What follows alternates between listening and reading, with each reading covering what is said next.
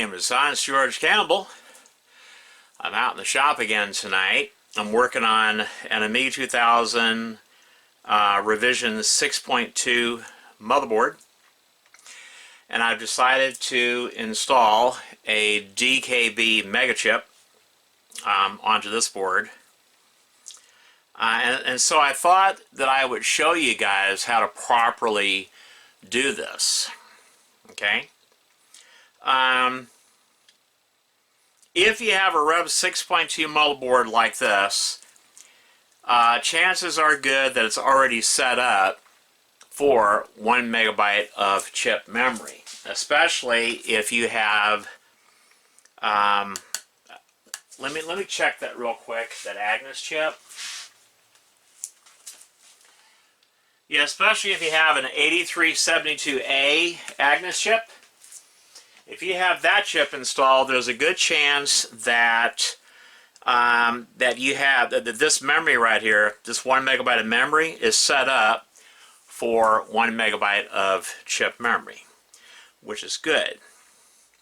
Okay, according to the instructions that I read online, okay, J101, which is this jumper here, you need to set it for the middle pin. It says the bottom pin, but no. I've had a DKB MegAChip in here before and it worked fine with this jumper the way it is. So that would be the center pin and the top pin. And J101 is right near, right next to this power connector. Okay, and then J500, which is right here, you remove that jumper. Okay, then you remove this Agnes chip and you plug in your DKB MegAChip, which we will do shortly. And then you have to hook up, they have like a wire with a clip on it, and that clip either gets clipped to pin 36 of the Gary chip or pin 48 of the 68000 microprocessor. Okay, I want to talk a little bit about that. This is the proper tool for pulling out the Agnes chip right there. And you just put it in like, let me put my goggles on, I need to be able to see this. Shit, it should, why isn't it going in there? It should go right in there. For some reason it's not wanting to go in. Okay, it's not wanting to go in for some reason. What the fuck? Okay, let me try something. Might have to. Sometimes you gotta straighten these out to where they're straight. You know, if they're not straight, they won't go in. So yeah, this one's not straight. This other one here, it's not straight. So now it should go in. It should go in. Okay, so hopefully it doesn't scratch the damn chip. I hate when it does that shit, but sometimes that happens. Oh, come on. See, it does want to go in. What the hell? Oh, you fucker. I hate when it does that shit. Come on. Sometimes if you reverse it, it'll be fine. Wow, it doesn't want to go in. Okay, now it's in there. And then you just basically squeeze, and it pulls that right out of there without scratching the chip, which is what you want. Okay, so I'll put that there. Alright, so that's out of there. The original Agnes chip. I just want to make sure I didn't damage it. I always check the pins. Make sure they're not bent or scratched or damaged. Because this is a good Agnes chip. There's nothing wrong with this Agnes chip. Yeah, so there's the 8372 Agnes chip, and as you can see, the pins aren't damaged. You know, the chip is not scratched, so that's the way you want to do it. Alrighty. So now, okay, what did I do with the chip? The MegAChip. There it is. Here it is, right here. Yeah, these damn things are expensive. I can't believe how much they cost on eBay. I mean, oh my God. They're like, they average around $300 for one of these DKB MegAChips. I mean, oh my God. They're really expensive. They really are. They're expensive. I can use this bag here to put the original Agnes chip in. Yeah, just use the same bag here to put the original Agnes chip in and keep it safe. Nothing wrong with that chip. 1 meg Agnes chip. Yeah. Yeah, nothing wrong with that Agnes chip. So, and I even put it in the pink anti-static bubble wrap. Keep that chip real nice. Alright, so this here is the MegAChip.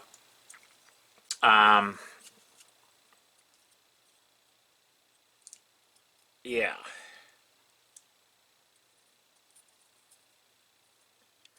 Okay, this right here is the MegAChip. I don't know how well you can see it, but that's the MegAChip right there. It's I believe it's an 8375 2 megabyte Agnes chip. That's the same Agnes chip that's in the Amiga 500 Plus computer. Okay, do not confuse this one with the one that's in the Amiga 3000. They are different chips. Okay, and it comes with an additional, what, 1 megabyte of memory. Those are your memory chips right there. I think each one of these are 512K. Okay, and that's what's on the bottom of that chip. This plugs into the Agnes socket. Okay, and if I remember correctly, okay, there's a dot right there, and there's pin 1 or number 1 right here. Okay, so when you plug this in, okay, before you plug this in, I want to show you guys something. Before you even plug that in, I know that many of you have heard me say that it's not a very good idea to plug in a MegAChip into this socket here, because you risk the chance of cracking or splitting or busting that socket, and that is true. But there is something that you can do to help keep that from happening. Okay, and I'm going to show you what to do. You take four, what is it? These nylon, I forgot what the hell you call these. Wire ties, nylon wire ties like this. And you put them together to form like a square. Okay? And then you put it right over the Agnes socket. And then you try to get them in evenly. Now there's that.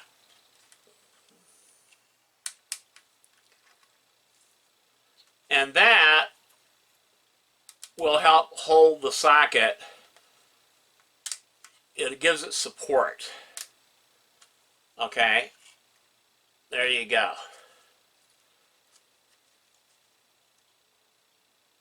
There. And that'll help keep the Agnes socket from splitting.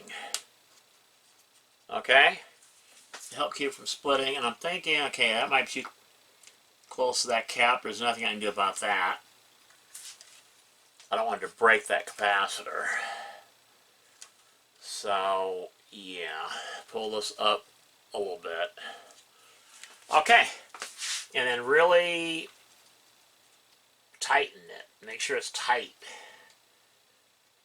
Okay, like that. Just make sure it's tight. Make sure that's tight. Okay? And then you take your cutters and you cut the excess off. And that will help keep that socket from splitting. If you do wire ties like this, it'll help keep that from splitting. Okay? Just like that. I usually like to leave about 1/4 of an inch on, just in case I need to pull it a little bit more. I can use my needle-nose pliers to do that. So, but it's pretty tight the way it is. So, yeah, it's pretty tight the way it is.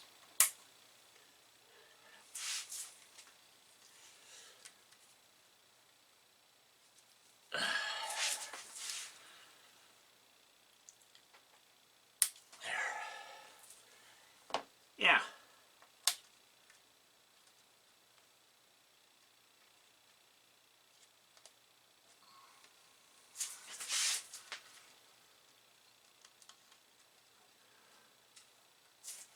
Okay.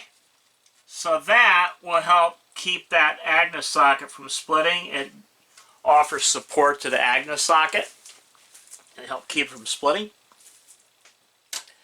And now we'll go ahead and plug in the MegAChip. I just thought I'd show you guys that.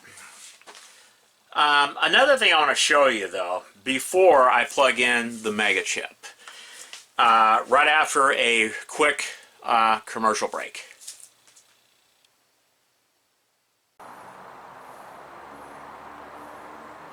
Hello, my name is Hans George Campbell. Are you sick and tired of all the dumbasses in the checkout lines using debit and credit? Well, you can become one of the smart ones by switching to cash today.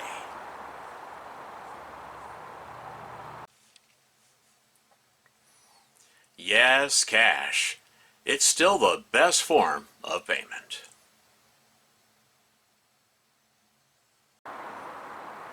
It's easy, quick, and so convenient too.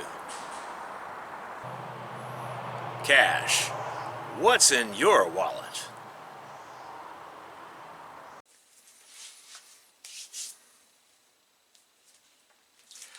All right.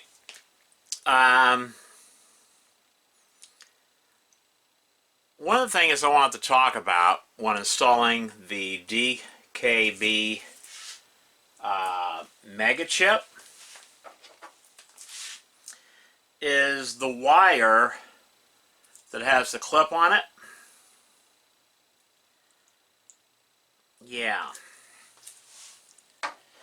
The wire that has the clip on it, this here, okay, it's a little clip. I think it's made out of like copper. And you're supposed to clip this onto either pin 36 of the Gary chip or pin 48 of the processor, right? And what happens over time, this clip oxidizes and it doesn't make very good contact with the pin. And it causes intermittent problems. You know, sometimes the MegAChip will work, sometimes it won't work. And you'll have all kinds of problems by using this clip. So do not use this clip. What I recommend that you do instead is you cut that clip off. Yes, you heard that right. Cut that off. Strip the wire back a little bit to expose some of the wire, and I'll show you where to solder the end of that wire.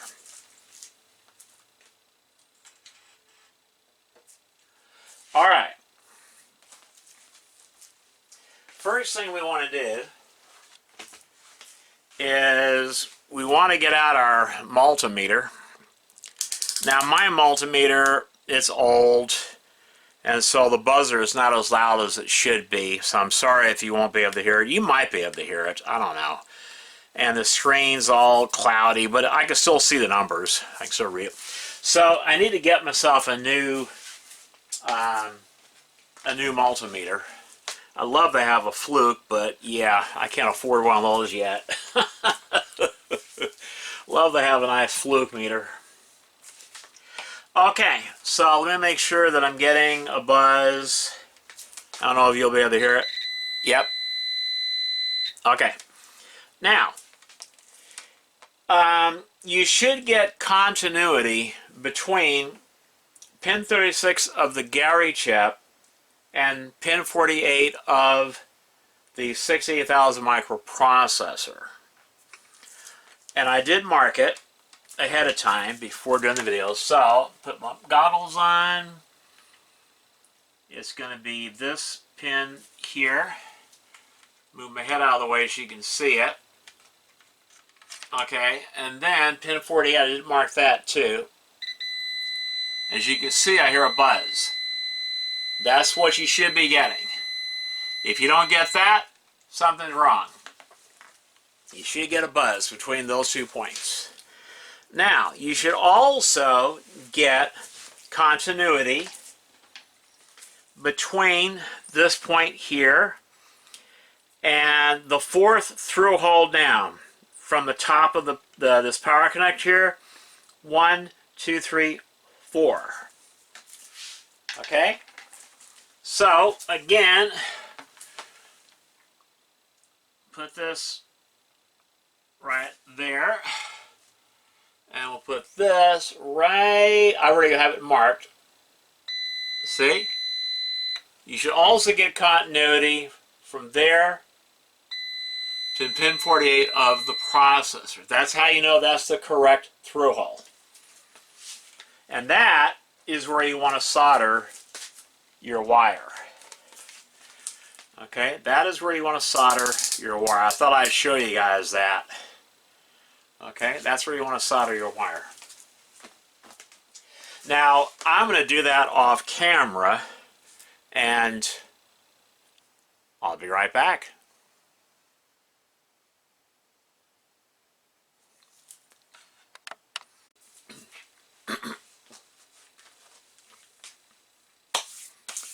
All right. I got the my DKB MegAChip installed, and I got this wire here soldered to this through hole right here. And you want to verify that, and the way you do that is, again, you take your multimeter or your continuity checker, and we're going to check and make sure. Yeah. So, you put it, I believe it's on this one, pin 36. Okay, so that's correct. And then we put it on pin 48 of the processor.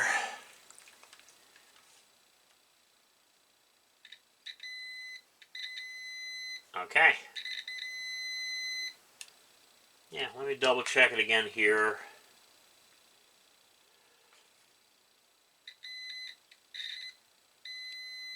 Yeah. So yeah, that's good. It's checked. Yep. That's how you do that, boys and girls. Boys and ghouls. That's how you correctly install the DKB MegAChip. And if you install it this way, you shouldn't have any problems with it. You know, you put the you first put the nylon wire ties around the Agnes socket to brace it, because when you plug in the MegAChip, it puts a lot of outward pressure on that socket, and that's what causes it to eventually pop or break. And so by putting the wire, the nylon wire ties around it, the socket first, before plugging in the MegAChip, you know, that helps brace. It helps brace it. It gives the socket something to push against so it doesn't break, it doesn't chip, or, you know, so, yeah. Zoom out a little bit. But yeah, and then by soldering the wire right here, instead of clipping it, you know, it's just better that way. You won't have any problems with the MegAChip. I have another one of these in my Amiga 2500 that I've had in that computer for about, I don't know, 15, 20 years now. I've never had any problems out of that MegAChip. Never had any problems out of it. When I get my desoldering workstation, I'm going to be recapping all of my Amiga 2000 and Amiga 500 computers, including their power supplies. But I'm going to wait till next year to do that. But anyway, I'm going to use this Amiga 2000. Well, this motherboard right is a 6.2, revision 6.2 motherboard, right? The motherboard that's in my Halloween Amiga 2000, which is my orange and black Amiga 2000. You've seen that, you know, already on my channel.